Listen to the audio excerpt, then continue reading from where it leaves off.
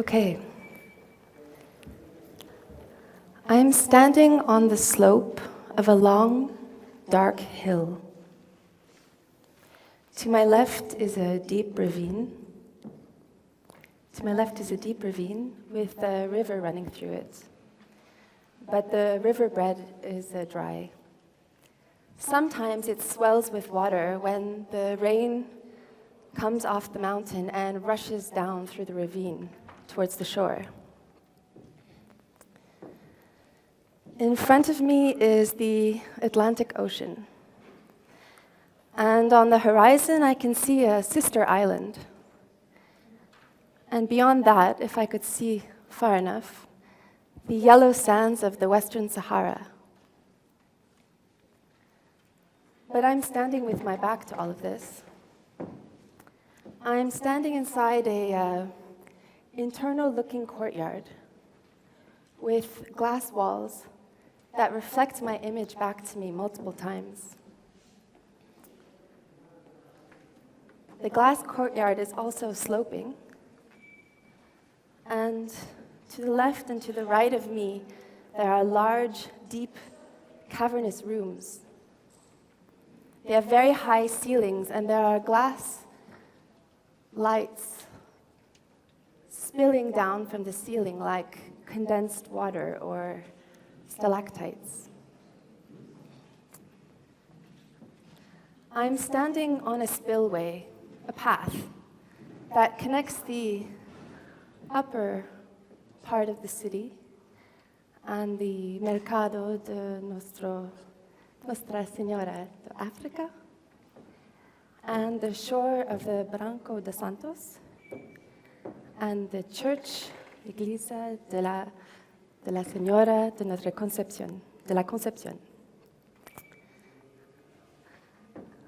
I'm between these two buildings in a lava-like form of hardened magma. This building, which is quite modern, is inspired by these two colonial structures with its internal, inward-looking courtyard.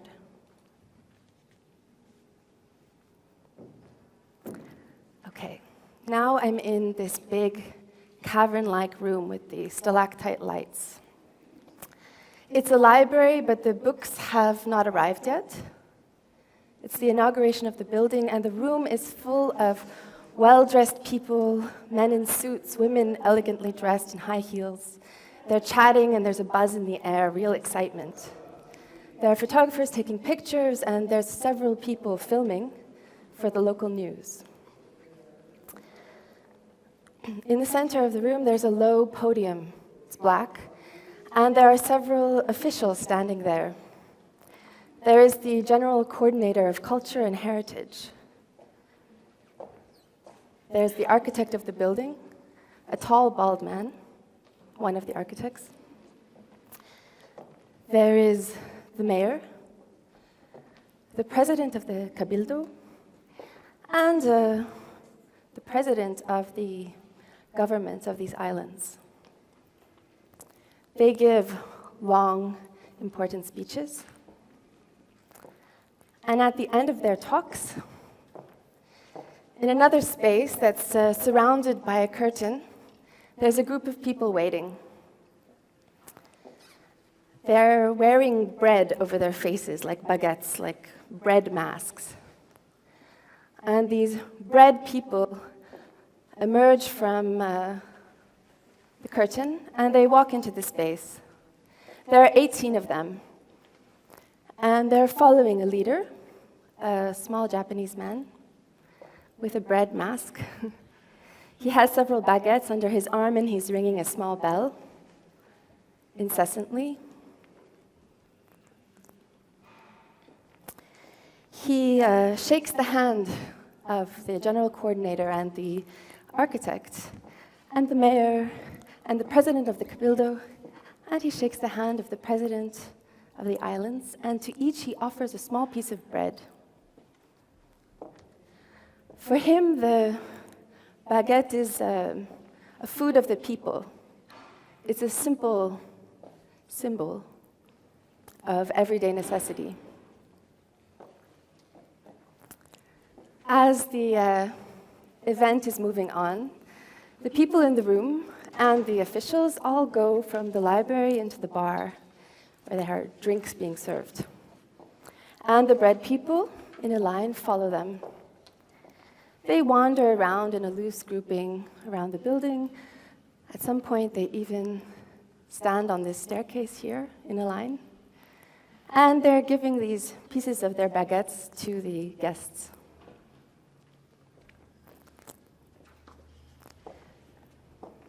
Somewhere here, there's a small cocktail table where the guests are discreetly placing their uneaten pieces of bread. And on the table, a small bread pile is being made.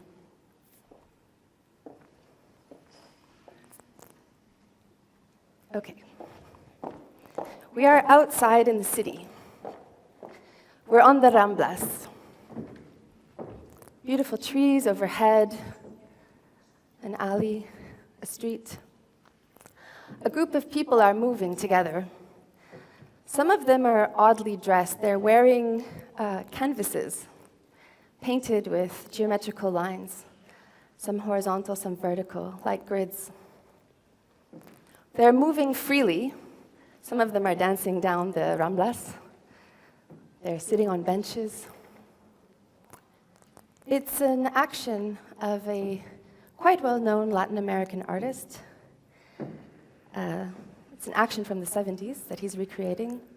And he calls this conceptual athleticism, atlético conceptual.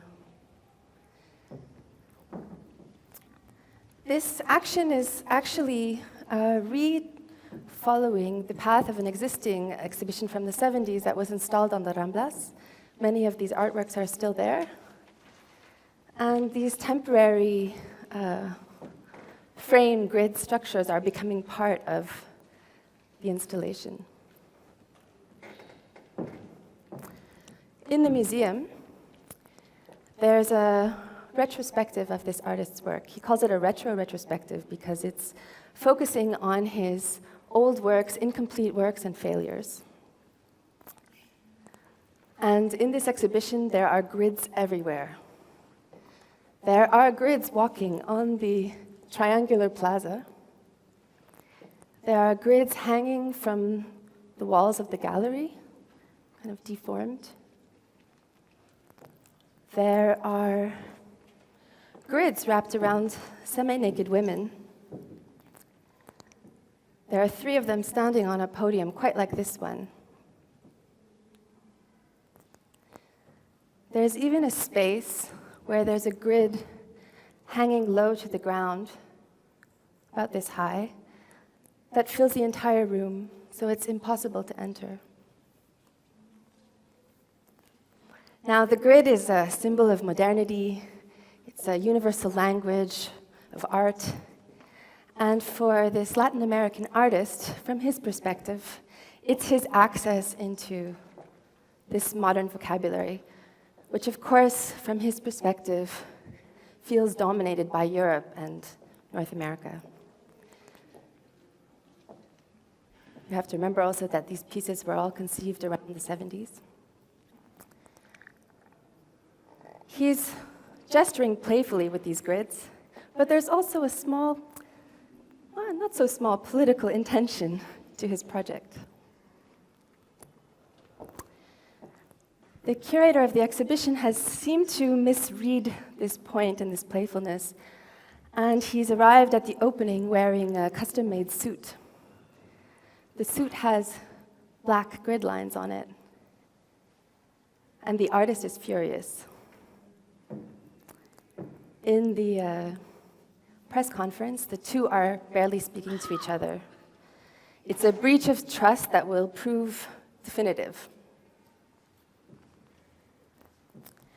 Incidentally, some of these canvas grids are still in the museum basement. And there's a canvas which looks very much like the curator's jacket that is part of the collection of the Museum of Modern Art in New York.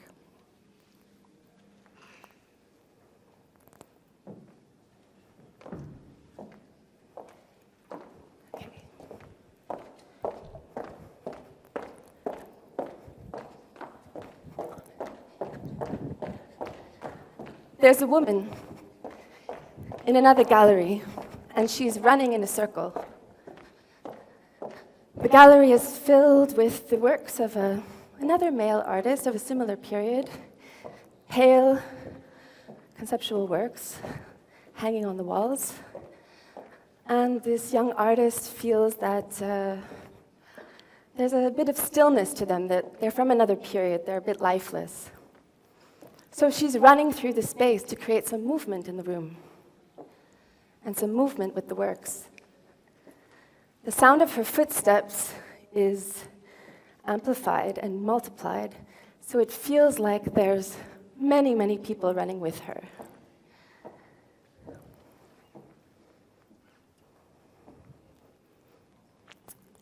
At some point later in her intervention, she comes to the center of the room where there are small piles of salt. And closing her eyes, she's moving her body low to the ground over these piles of salt.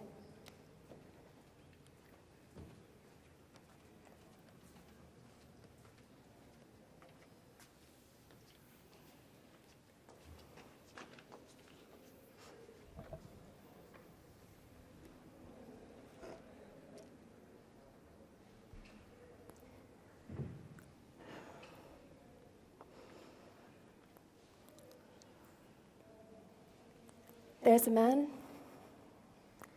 on all fours in the gallery. It's a different exhibition. It's an exhibition of works from the permanent collection of the museum. He's wearing burgundy track pants, Adidas track pants, and a black shirt. And on his back, he has several bricks piled up. They're balancing. There are several more bricks around him, and he's looking at a spectator who's sitting against the wall. Everyone's wearing masks, by the way, except for the performer. And he's looking at him, and he's trying to get him to put an extra brick on his back. It's a young woman, and she hesitates for a while, and then she complies and adds another brick onto his back. When he has 5 or 6 bricks on his back, he starts to move into a plank position with the bricks balancing. And then he very slowly lowers himself to the ground so that his belly is touching the floor. As he does this, of course, the bricks fall and they make a loud noise on the gallery floor.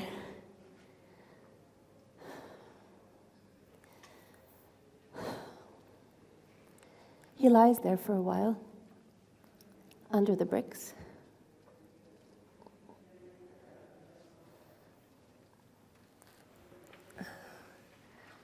And then he moves himself from under them.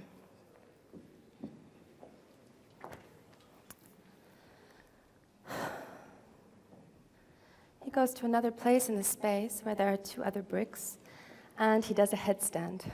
I'm not going to do a headstand, but he does a very good one. And he's standing on his head with his legs in the air, and he starts to sing in Portuguese. A carne mais barata do mercado es una carne negra. A carne mais barata do mercado es una carne negra. The blackest flesh in the market, the cheapest flesh in the market is the black flesh. The cheapest flesh in the market is the black flesh. The cheapest flesh in the market is the black flesh. He sings over and over. He falls out of his position, and he comes once again into the space, And standing on a small pile of bricks like a pedestal, he takes off his shirt and he ties it around his head like a headdress. And he stands with his dark torso in a contrapposto position, looking at the masked crowd. Elsewhere in the space, there's Baroque music playing from another installation.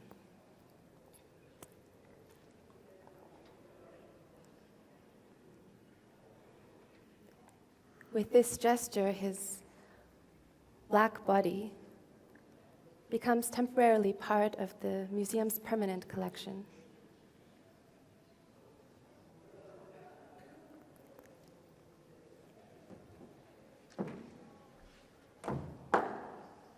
The lights go out. The audience is in the dark. They're mostly standing against the wall. The room is dark. It's quiet. It's like this for a very long time. And then suddenly, from behind the far gallery wall, you hear the sound of drilling. Very loud, the sound of drilling. There's a man behind the wall. Actually, there's a small kind of closet space between the two galleries. It's on the lower floor here. And the man, the artist, is drilling into the wall of the gallery. He's drilling holes through the wall, and he's piercing the wall. So each time he makes a hole, a little bit of light is spilling out into the room.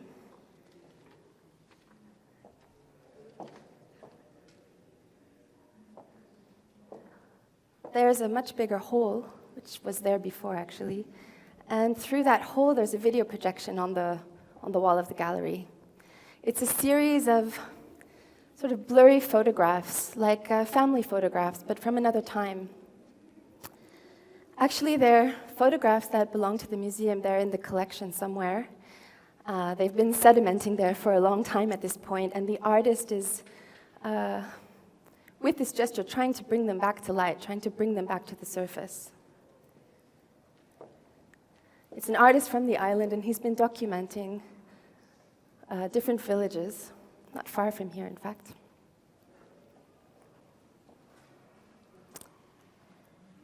The projections go for a little while, and then the lights of the gallery turn back on. And from out of one of these holes, there's like a small plastic tube, like the kind you might put in your arm in the hospital. It's a small plastic tube coming out of one of the holes, and it's going down towards the floor. And there's a red liquid spilling out, creating puddles on the ground. This stops and the tube goes back into the wall. And then it happens a couple more times, so there's like many puddles of this dark red liquid on the ground. We hear the sound of bottles rolling on the ground, and the artist is emerging, and he's kicking a wine bottle. He's got a kind of bucket in his hand, and they're filled with folded white sheets, which he places on the ground. And he's pulling the sheets out, and he's covering the red liquid with the sheets. It's a gesture of care, but also of concern, because he knows that the cleaning ladies will have to clean up after him. So it's the performance, but he's also concerned about not making such a big mess. So he lays out all the sheets on the floor, and he's on his hands and knees trying to gather the liquid. But the sheets are too thin, and they're not really absorbing the liquid. So at some point, he gathers the sheets into his arms, and he's squeezing them really tightly over the bucket so that the excess red liquid is dropping down into the bucket.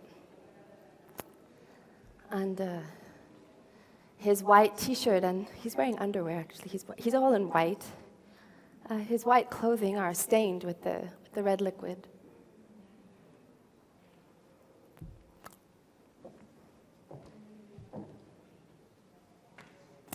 In the upstairs gallery, there are 3 women wearing beige.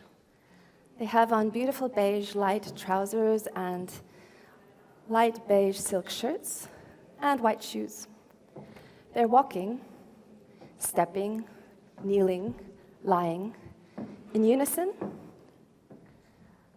and in canon, and completely out of sync, only to fall back into unison again. The rhythm of their stepping and their walking is creating sound in the otherwise empty gallery space. On the walls, just a few artworks, some photographs and a collage, and two abstract drawings that match perfectly with the clothing of the performers, but also the minimalism of their gestures and movements.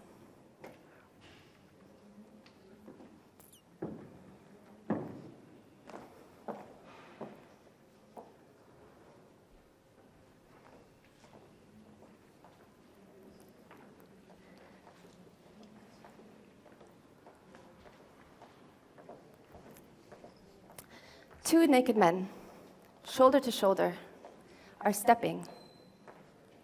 They're skipping, actually. And as they skip, their knees are going higher and higher. Their naked sexes are moving to the rhythm of their movements. Sound is playing in the galleries. It's sound from a Disney soundtrack. As they continue to move, I think it's Beauty and the Beast, or A Brave New World from the Aladdin soundtrack. They continue stepping like this for 20 minutes.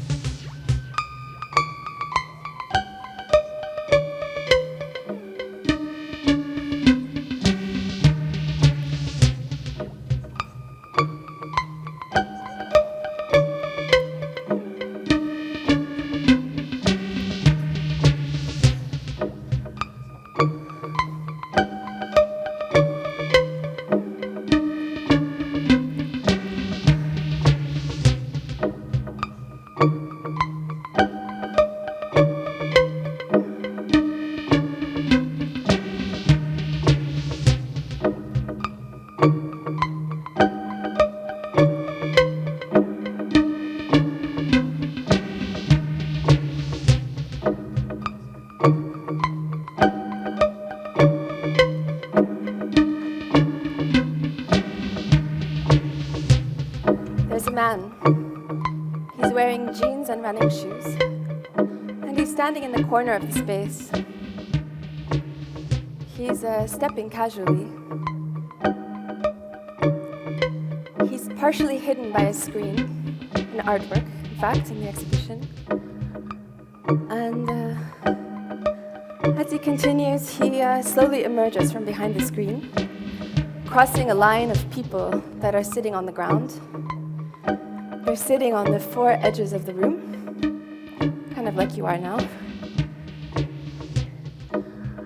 And he's stepping, coming into the space. His steps are much more complex than mine, but it's a simplification. And with his steps, he's turning around on himself. Presently, several other performers are joining him. They're coming into the space, and they're stepping with him in perfect synchronization.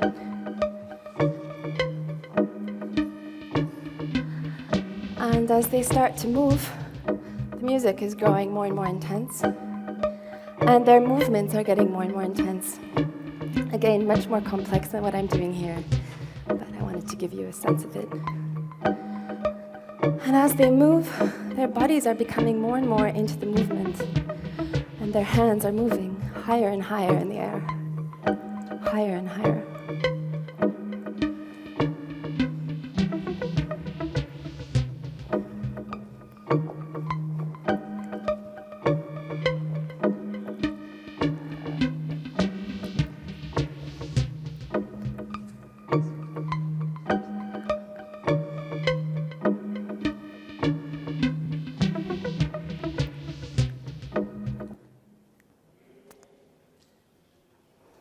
We are outside now. It's a kind of patio-like space, a long corridor with very high walls.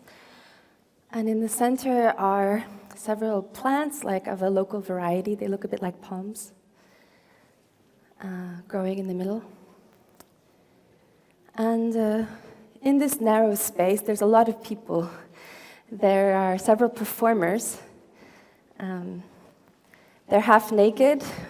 Some of them are wearing suit jackets with bare chests, or thongs with bare asses, boots and heels. They're in a circle, and there are many people crowded around. They're standing, they're crowded on the edges of the space, and a lot of people that have never come to the museum before. It's like another generation has arrived. And many of them are filming with their telephones everything that's going on. The group of performers are circling a central person. She's moving slowly in a ritualistic way. She's waving, bowing, and standing, and bowing again. And they're moving around her, encouraging her. Presently, they lift up one of the other performers onto their shoulders, and they walk from the patio-like outdoor space into this hall. And as they walk, they're doing these wavy movements with their hands as if to hypnotize us.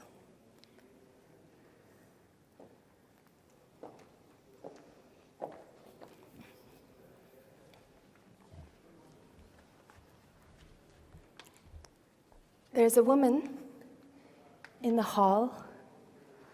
She's wearing a lace catsuit and Chanel high heels. And she has a black wig that totally covers her face. So she looks something like a creature or an insect. And she's dragging herself around the room, coming very close to people.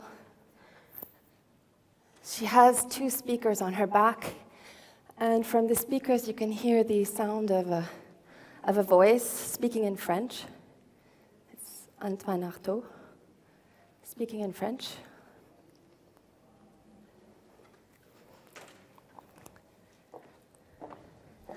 In the upstairs gallery, there's a man lying on the floor. He's wearing leather chaps, you know, the kind that are open in the back and the front. He's wearing leather chaps and a leather t-shirt. He's lying on the floor, and there are several microphones pointing at his face. He's reading a list of names and dates. The names of antiretroviral medications and the dates they were approved.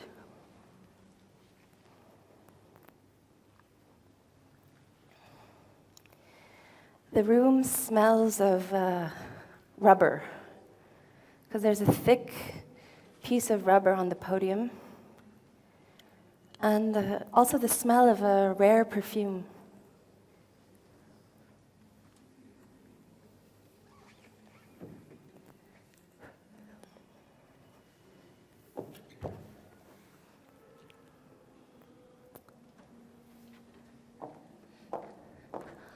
On the floor over here, there's a latex body bag. And inside there's a woman. She's not dead. She's lying on the floor inside this latex bag. And there's another woman who's wearing a sparkly catsuit. And she's pumping the air, she's vacuuming the air out of the latex bag. And the latex is becoming more and more tight and form-fitting around her body. The woman is frozen in a position, I think she has one arm up, and eventually she can't move, can barely move. She has a small straw in her mouth, which is allowing her to breathe. As she starts to move and to stand, the audience are holding their breaths.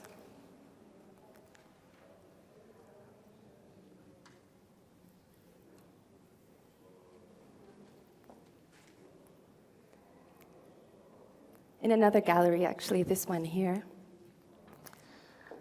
another woman is, she's singing.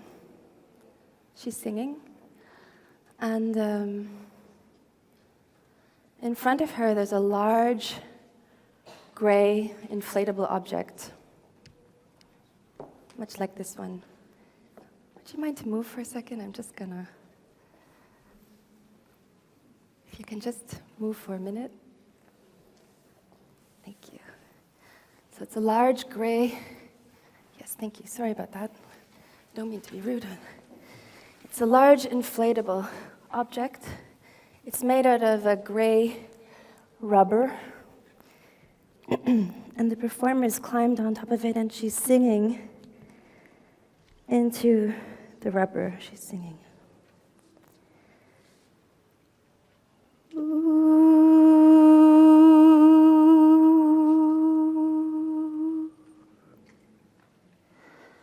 And as she sings, she's moving. So she's moving with the rubber. I'm really just showing you. I'm not doing this, but try.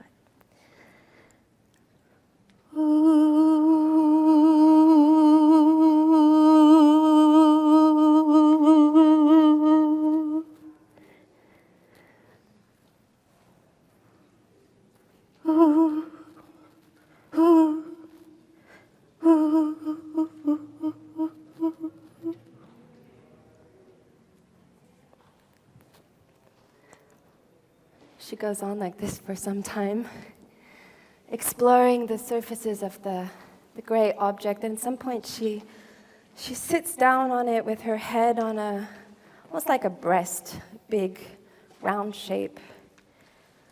And she's falling into the object and she's singing. It's really beautiful.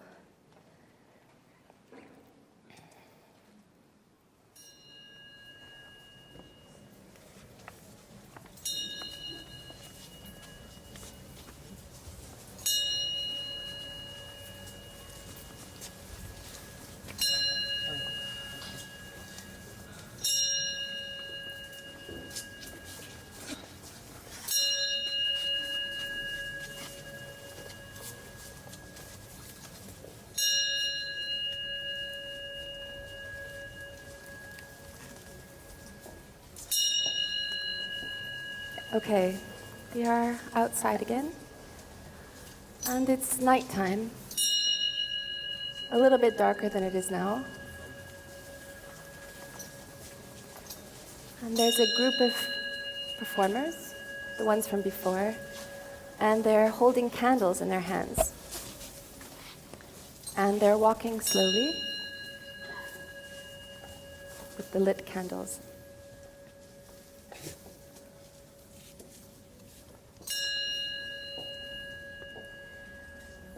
There's a woman.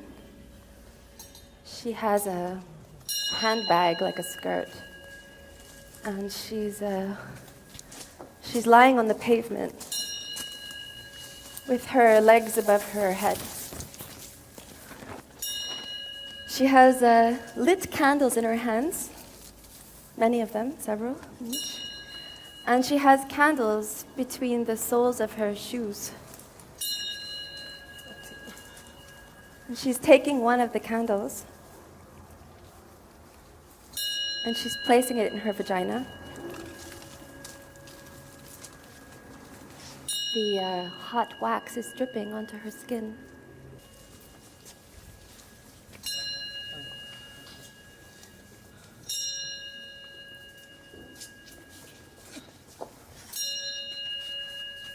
Now there's a lot of water, and it's running down the concrete. It's outside. We're almost at the end of the building. Water is coming through a hose. It's getting everywhere. People are getting wet. And there's a group of performers with their bare bums in the air and their legs over their heads, close together, like almost like a flower. And in the middle of the group is a hose, and there's water sprouting into the air like a fountain. One of the performers is skipping and hopping and moving around, actually two of them, around this amazing fountain. And sometimes they're stopping to drink.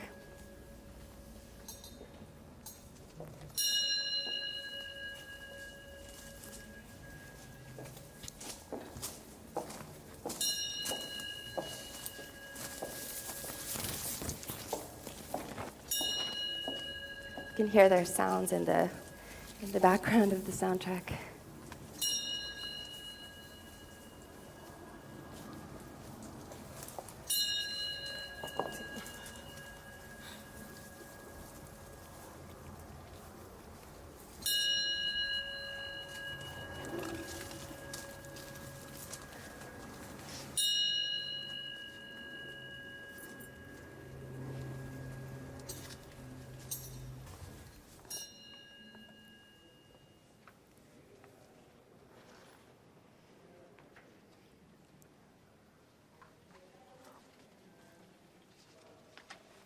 There are three men sitting in chairs. The music of Adele is playing. It's Set Fire to the Rain. It's a remix. Great track. The track is playing and the three men are sitting there on their chairs. One is starting to sing, one is crying, and the other keeps saying, "Don't stop. Don't stop. Don't stop. Don't stop. Don't stop. Don't stop. Don't stop. Don't stop." As the track comes to the end, a new one starts. It's melancholic piano music. The performer who's been singing, it's the artist, in fact. And he gets up and he starts to sway. And he's dancing with his arms in the air.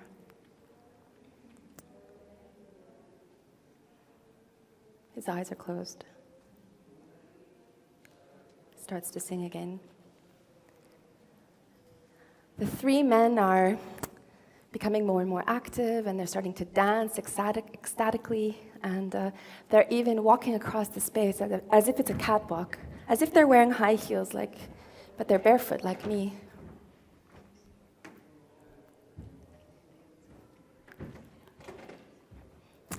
It's a joyous atmosphere. Okay, we zoom out back to the long, dark slope, the ravine, the river going through it that has a dry bed, the mountains behind, and the ocean in front, on the horizon, the sister island, and if I could see that far, the yellow sands of the Sahara. A man is standing with his back to the space. And he's got a bag of sand in his hand, it's black sand, and he's pouring the sand into small piles on the sloping asphalt. He's pouring the black sand onto the cracks in the asphalt. It's making little mounds. It's an act of care or an act of repair.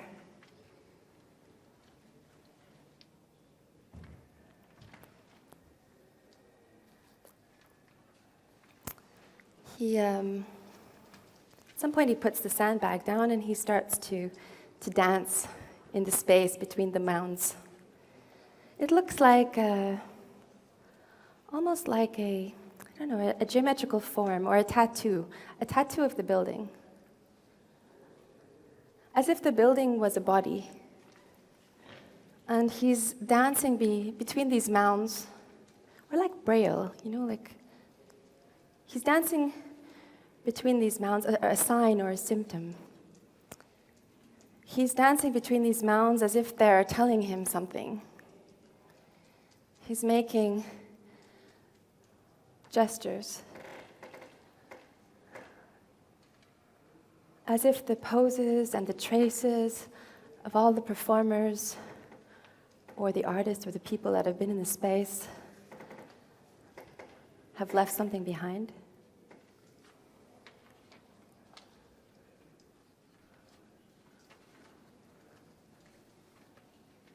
The museum is a body, the host body and its parasites, the host and its ghost, and its ghosts. Past, present, and future.